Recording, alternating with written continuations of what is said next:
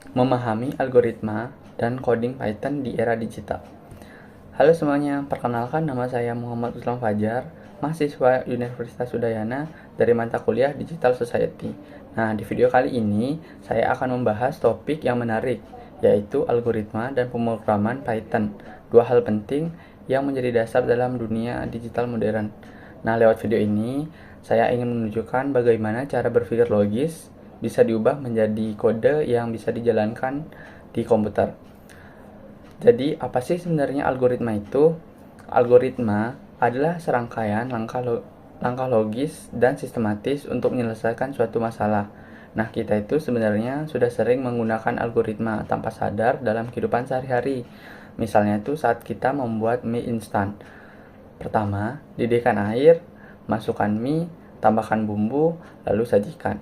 Nah, langkah-langkah itu adalah contoh algoritma sederhana yang bisa dipahami oleh siapa saja. Nah, dalam dunia komputer itu prinsipnya juga sama. Komputer tidak bisa berpikir sendiri, jadi kita perlu memberikan instruksi yang jelas dan berurutan.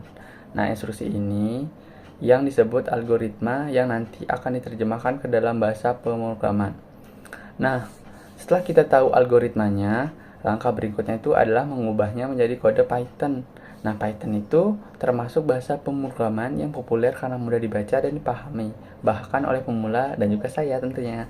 Nah, dalam coding itu ada beberapa komponen penting yang perlu kita pahami, seperti variabel, wadah untuk menyimpan data, operator yang digunakan untuk melakukan perhitungan atau perbandingan, habis itu ada if dan else untuk membuat keputusan berdasarkan kondisi tertentu, ada juga yang untuk perulangan for atau while untuk menjalankan perintah secara berulang.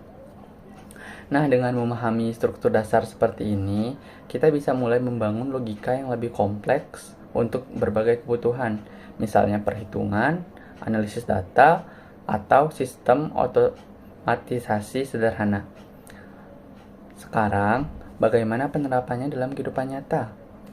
Algoritma dan coding digunakan hampir di semua bidang kehidupan modern. Misalnya, dalam ekonomi digital, algoritma itu digunakan untuk memproses transaksi secara cepat. Dalam transportasi online, coding itu digunakan untuk menghitung jarak dan biaya perjalanan.